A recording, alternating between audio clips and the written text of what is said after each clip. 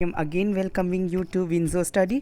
सो अभी तक हमने बहुत सारे चैप्टर्स लगता है हम लोग कर रहे हैं एंड आगे भी करते रहेंगे। सो आज एक नया चैप्टर हम लोग स्टार्ट करने वाले, दैट इज़ पॉलिनोमियल्स। ये क्लास 10th के लिए वीडियो है। सो सबसे फर्स्ट चलिए इसको सब्सक्राइब एंड लाइक तो आप कर ही दोगे, इतना तो मुझे पता है। चलिए तो पॉलिनोमियल्स के इंट्रोडक्शन से थोड़ा सा स्टार्ट करते हैं। तो क्या बोल रहे हैं पॉलिनोमियल्स का, इसमें जो हम लोग इंट्रोडक्शन वीडियो है जिसमें फुल चैप्टर का हम लोग इंट्रोडक्शन करने वाले, यानी कि क्वेश्चन हम इस वीडियो में नहीं सॉल्व करने वाले। इसमें सिर्फ हम लोग कुछ क्वेश्चंस देखेंगे एंड उनके इंट्रोडक्शन से देखेंगे एंड जो क्वेश्चंस होंगे जो सॉल्व करेंगे उनकी जो वीडियोस है वो एक एक NCERT question and extra question की अपलोड कर दी जाएगी इसी चैनल विंजो स्टडी पे। नाउ चलिए आगे। नाउ अब देखिए पॉलिनोमियल का कितना अच्छा से यहाँ पे लिख दिया है कि polynomial is an expression consist of constant and variable and exponents, it's mathematical form is. बस इतना ही समझिए कि एक पॉलिनोमियल क्या है, एक ऐसा एक्सप्रेशन है जो कंसिस्ट करेगा कांस्टेंट। अब इसमें दो ही चीज़ आता है, थ्री चीज़, जो कांस्टेंट, वेरिएबल है ना एक्सपोनेंट। ये समझ लिए तो पॉलिनोमियल हलवा है पूरा। तो पॉलिनोमियल को अगर हलवा बनाना है, तो हलवा जैसा बनाना है तो कांस्टेंट, वेरिएबल एंड एक्सपोनेंट को समझना पड़ेगा। तो चलिए समझते हैं। कांस्टेंट वो टर्म होते हैं जिनकी वैल्यू कभी भी चेंज नहीं होती है। आप कभी भी 1 को जो है वो 2 नहीं लिखोगे, कभी भी 1 को 2 नहीं लिखोगे, 2 को 4 नहीं लिखोगे कभी भी। अब बोलोगे 2 मल्टीप्लाई बाय 2, वो दैट वाज अदर थिंग, लेकिन आप 2 को कभी भी 4 नहीं लिखोगे क्योंकि उनकी वैल्यू 2 को 2 ही हम मानते हैं। ये यूनिवर्सल ट्रूथ है जिसको हम लोग चेंज नहीं कर सकते हैं, that is constant. But variable क्या करता है, वेरी करता है चेंजेस को। क्या करता है, वेरी चेंजेस को। इसमें चेंजेस आते हैं। तो अब कैसे चेंजेस आएंगे और कैसे वेरिएबल्स हो सकते हैं, जैसे आपका एक्स हो गया, वाई हो गया, Z, these are the some variables, A B C, ये सारे क्या है, वेरिएबल्स हैं जिनकी वैल्यू कुछ भी नहीं है रहती है। अब हमेशा ये चेंज होती रहती है। जैसे कि मैं एक एग्जांपल अगर ले लूँ तो आप लिख सकते हो एक्स इज़ इक्वल टू 15, ऐसा लिख सकते हो। या फिर आप लिख सकते हो 15x, कहीं लिख सकते हो आप 30x लिख सकते हो कहीं। ये 15x 30x हो सकता है, 30y 15y 13a 15a ऐसे हो सकते हैं, बट कांस्टेंट की जो है वो चेंज नहीं होंगे। अब एक्सपोनेंट क्या होता है, एक्सपोनेंट अगर आपने पढ़ा होगा तो एक्सपोनेंट जनरली टर्म में क्या होता है, उनके ऊपर जो क्या होती है जनरली पावर होता है, ठीक है, उसी को हम लोग एक्सपोनेंट करते हैं। और जो हाईएस्ट पावर होती है उसको हम लोग क्या बोलते हैं, डिग्री, ठीक है। उसको हम लोग क्या करते हैं, डिग्री करते हैं। किसको, हाईएस्ट पावर, जो सबसे ज़्यादा हाई पावर होगा उसको हम लोग डिग्री कहेंगे। मैथमेटिकल फॉर्म इसका ये इस टाइप से है। आप इसका जनरली ये समझो, ax square plus bx plus c, x square plus bx plus c, ये इसका मैथमेटिकल टर्म है। और ये जो इसके ऊपर स्क्वायर है ना, ये इसी को हम लोग बोलते हैं ये एक्सपोनेंट्स। ये क्या बोलते हैं इसको, एक्सपोनेंट, या उसका पावर, हाईएस्ट पावर जो है वो डिग्री कहलाता है। I hope it's clear. ना अब डिग्री क्या होता है पॉलिनोमियल का, जैसे कि मैं अभी समझा रहा था वैसे ही बोलता है कि डिग्री जो है वो हाईएस्ट पावर होगा किसी भी पॉलिनोमियल का। जैसे एक पॉलिनोमियल यहाँ पे आपको एग्जांपल के तौर पे दिया गया 3x square plus 2x plus 8। अब मैं बोलूँगा कि 2x पे कितना पावर है एंड 8 पे कितना पावर है, आप बोलोगे कि 1 पावर है। एंड 3 पे x पे कितना पावर है, तो उस पे पावर 2 है। तो ये सबसे ज़्यादा इस पॉलिनोमियल में सबसे ज़्यादा जो पावर है वो 2 है। तो हाईएस्ट पावर क्या हो गया, 2, that will be degree. Okay, the highest power is 2, so that will be degree. Now the other thing is that, wait, अब आगे बढ़ चलते हैं टाइप्स ऑफ पॉलिनोमियल पे और अकॉर्डिंग टू देयर डिग्रीज। अब उनके डिग्रीज के अकॉर्डिंग पे ना हम लोगों ने पॉलिनोमियल को पार्ट बाय पार्ट बांट दिया है। वेट, ठीक है। अब types of polynomial according to their degrees, अब देखते हैं कौन कौन से होते हैं। एक होगा कांस्टेंट, एक होगा लीनियर, एक होगा क्वाड्रेटिक, क्यूबिक एंड बाइक्वाड्रेटिक। इतने सब टाइप्स के होते हैं, बट आपको जनरली अभी लीनियर, क्वाड्रेटिक एंड क्यूबिक को ही पढ़ना है। और कांस्टेंट को हम लोग कभी कभी ज़ीरो पॉलिनोमियल भी बोलते हैं। तो जिसकी डिग्री ज़ीरो होगी वो कांस्टेंट या ज़ीरो पॉलिनोमियल कहलाता है। जिसकी जो है डिग्री 1 होगी वो क्या कहलाएगा हमारा, हमेशा लीनियर पॉलिनोमियल। लीनियर आप देख सकते हो यहाँ पे इसके एग्जांपल, जैसे कि ax प्लस b, इस पे हाईएस्ट पावर कितना है, ax का पावर कितना है, 1 है, यानी कि क्या है ये, उसकी डिग्री कितनी है, 1 है। यहाँ पे जो a है सिर्फ इसकी पावर कितना है, हम लोग बोलेंगे 0 है, 0 है। तो वो क्या कहलाएगा, कांस्टेंट पॉलिनोमियल। वो क्या कहलाएगा, कांस्टेंट पॉलिनोमियल। अब नाउ आ जाता है क्वाड्रेटिक पॉलिनोमियल का। तो what is quadratic polynomial? So quadratic polynomial is nothing but the highest degree will be the 2। Okay, quadratic polynomial पे जो है उसकी हाईएस्ट डिग्री जो है वो 2 होगी। नाउ जैसे कि एक एक्सप्रेशन दिया हुआ है P X is equal to A X square plus A X plus B. इसमें सबसे ज़्यादा जो हाईएस्ट पावर है वो है 2 की। तो 2 जो है इस पॉलिनोमियल का क्या हो गया? डिग्री। नाउ अगला है क्यूबिक। क्यूबिक में 3 होंगे, जैसे कि आप देख सकते हो A x cube plus A X square A X plus B. इसमें सबसे ज़्यादा जो पावर है वो 3 की है, ए एक्स क्यूब। तो that will be the highest power called degree of cubic polynomial. अब बॉय क्वाड्रेटिक का मतलब होता है जिसपे 4 की पावर होगी, ठीक है, जैसे A x power 4 A x cube A X square A X plus B. ये कोई भी एक पॉलिनोमियल है, उसमें ज़रूरी नहीं कोई ये ऐसा ही पॉलिनोमियल होगा, किसी भी टाइप का पॉलिनोमियल होगा, बट उसकी जब हाईएस्ट पावर 4 हो जाएगा तब वो कहलाएगा बाय क्वाड्रेटिक। आई होप कि आपको पूरे इसके कंसेप्ट क्लियर है। आगे आ जाते हैं वैल्यू ऑफ पॉलिनोमियल। अब वैल्यू ऑफ पॉलिनोमियल क्या होता है कि जो अब वैल्यू अब क्या निकल के आते हैं, वैल्यू या ज़ीरोज़ या उनके आप कहते वैल्यू कहो या ज़ीरोज़ करो, दैट विल बी सेम। तो क्या बोलता है कि वैल्यूज़ ऑफ जो पॉलिनोमियल है वो क्या होता है, हम लोग जनरली मानते हैं इसमें अल्फ़ा एंड बीटा, जिसको आप लोग nothing alpha and beta are nothing but these are the zeroes of a polynomial. ठीक है, ये जस्ट एक पॉलिनोमियल का ज़ीरो है।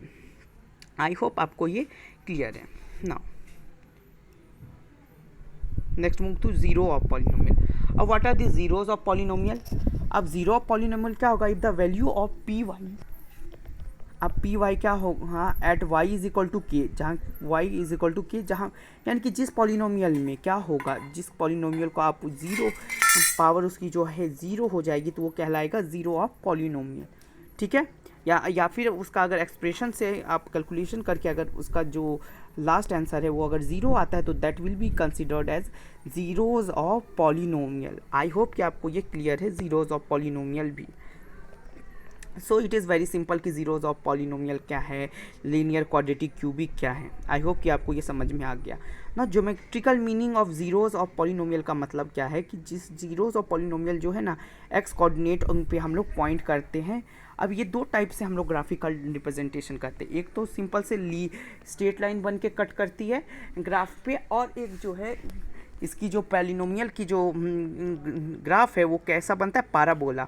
पाराबोला क्या होता है, आप देखो कोई भी एक अगर ऐसा एक्सप्रेशन है तो उसमें एक तो या तो स्ट्रेट लाइन कट करेगी या तो कोई दूसरी है तो उसमें बनेगा पाराबोला जो कि एक्स एक्सिस को कहीं पे कट करेगा। ठीक है, वो ज़रूरी नहीं कि पाराबोला एक्स एक्सिस को कट भी करेगा, कभी कभी नहीं भी करता है ना। जैसा देख लो अब graph of linear polynomial first case है ये, कि फर्स्ट केस में क्या होता है ना इसमें कि वो क्या करेगा कि स्ट्रेट लाइन बन के किसी भी पॉइंट को कट करेगा। जैसे इसके आप कोऑर्डिनेट्स आप क्या लिख सकते हो, पहले तो इसके कोऑर्डिनेट्स आप बोल दोगे कि ये इसके कोऑर्डिनेट्स 15 एंड 0 है, तभी यहाँ पे ये प्लॉट है। एंड इसके जो कोऑर्डिनेट्स है वो 0 एंड 3 है। एंड जब दोनों को जब आपने क्या किया, जब देखा कि पॉइंट जो है वो तो एक स्ट्रेट बना रहा है लाइन, तो स्ट्रेट लाइन बना रहा है तो वो क्या है, एक उसका जो ग्राफ बनेगा वो क्या बनेगा, स्ट्रेट लाइन बनेगा। सो इट इज़ ये लीनियर पॉलिनोमियल भी आपका होगा। ठीक है, साथ ही साथ और इसकी जो है स्ट्रेट लाइन बनेगी तो लीनियर पॉलिनोमियल। आप देखिए अगर सॉल्यूशंस भी इसमें आते हैं, मैं सॉल्यूशंस भी आप लोगों को एक्सप्लेन करूँगा।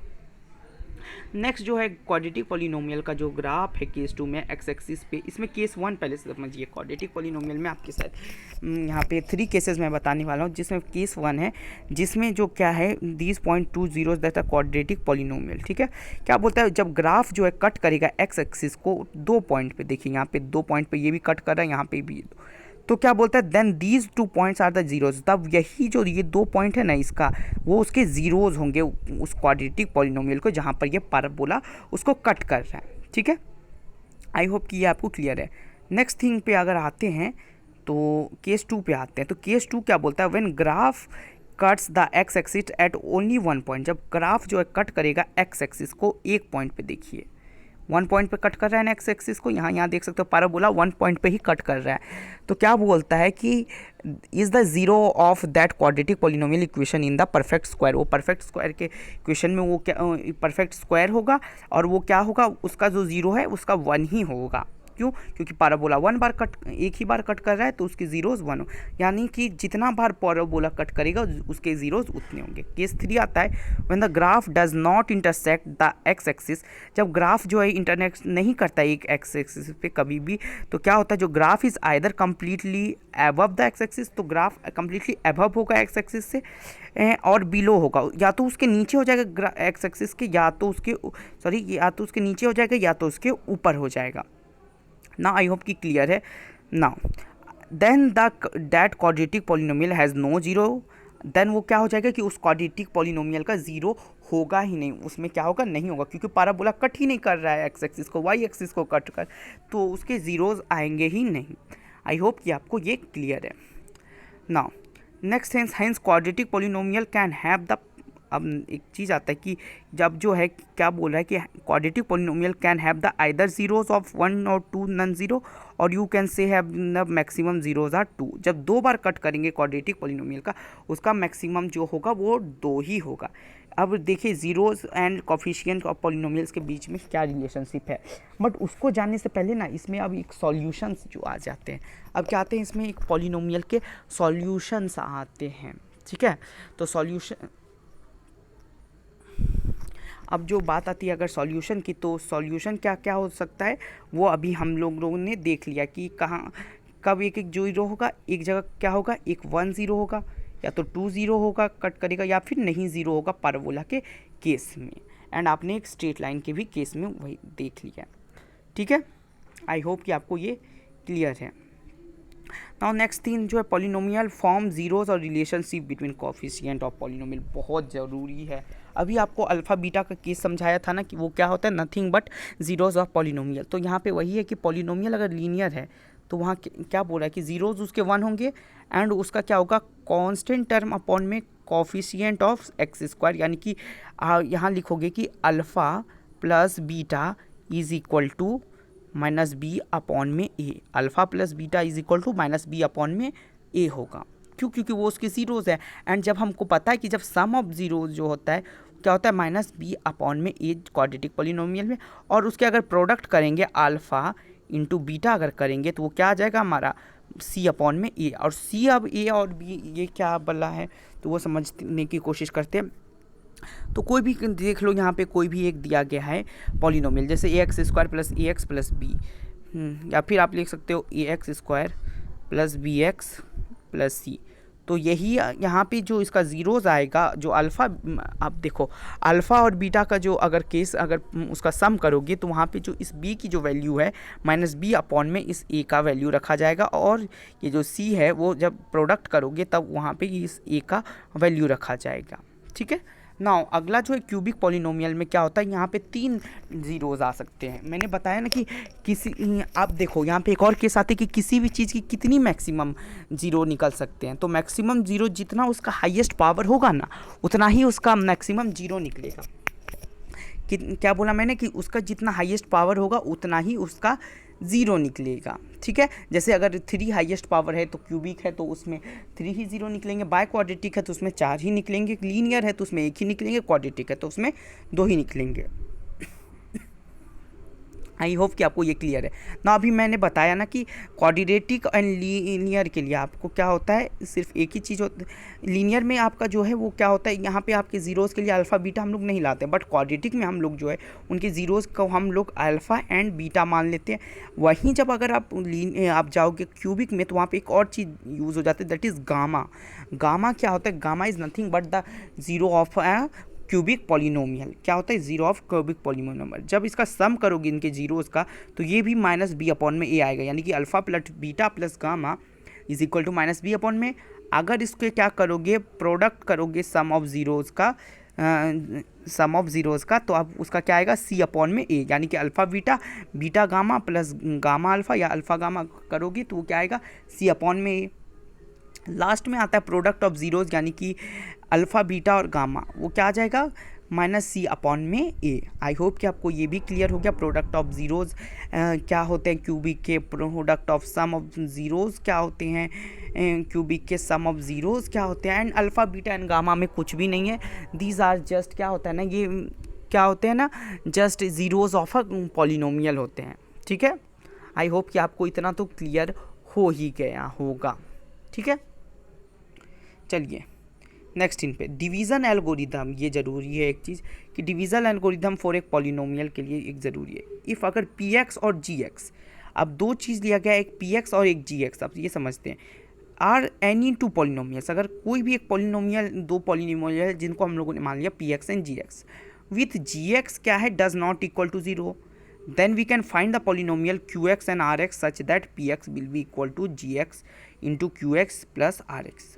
आई होप कि आपको नहीं क्लियर होगा, इसलिए मैं एक बार फिर से बताता हूँ कि देखिए यहाँ क्या हो रहा है ना, कि अगर हमने सिंपल से बात हमने समझते हैं कि यहाँ देखो P X and G X को अगर हमने कोई भी टू पॉलिनोमियल मान लिया और जी एक्स को माना कि वो जीरो के इक्वल नहीं है, तो हम जो है क्या फाइंड कर सकते हैं, एक नया पॉलिनोमियल क्यू एक्स और R X. So Q X और आर एक्स नथिंग बट, इसको आप क्वेश्चन और रिमाइंडर भी मान सकते हो, सच दैट इसमें क्या हो सकता है, P X is equal to G X into Q X plus R X. तो ये आपको कहीं कहीं से रियल नंबर से भी मैच करता हुआ दिख रहा होगा, dividend is equal to divisor into question plus remainder, just like that, ये आपका उसी के तरह है। नाउ जब भी कोई भी आपके पास डिवीज़न एल्गोरिदम के अगर दिया हुआ रहेगा, तो अगर हम क्वेश्चन जब करेंगे ना एनसीईआरटी के एक और एक्स्ट्रा क्वेश्चन, तो उसमें हम लोग जरूर इसको सॉल्व करके दिखाएंगे। डिवीज़न एल्गोरिदम से आपके शायद 1.3 में इससे क्वेश्चन है, अगर आप एक्सरसाइज एनसीईआरटी के 1.3 में, तो उसमें डिवीज़न एल्गोरिदम का यूज़ करके हम इस पे एक और वीडियो लेकर के आएंगे जिसमें हम लोग डिवीज़न एल्गोरिदम को डिस्कस करेंगे और अच्छे से, और सॉल्यूशंस को डिस्कस करेंगे पॉलिनोमियल को और भी ज़्यादा अच्छे से। आई होप कि आपको ये क्लियर है एंड आप विंडो स्टडी को लाइक कर रहे हो। सो थैंक्स फॉर वॉचिंग मैं, and if you like the video please do subscribe, like and comment and share करना तो इसे भूलना ही मत, अपने फ्रेंड्स के साथ, अपनी फैमिली के साथ, जो भी क्लास 10th में हो, क्लास 9th में हो। हमारे पास सारी वीडियोज़ हैं यहाँ पे अवेलेबल हो जाएंगी, धीरे धीरे जो नहीं है वो सारी अवेलेबल हो जाएंगी। तो आई होप कि आप इसे शेयर करना नहीं भूलोगे। And at last I want to say that कि अगर आपको वीडियो पसंद आए तो एक थम्स अप दे के ही जाना यहाँ से। Okay, so bye bye, take care, till then good bye.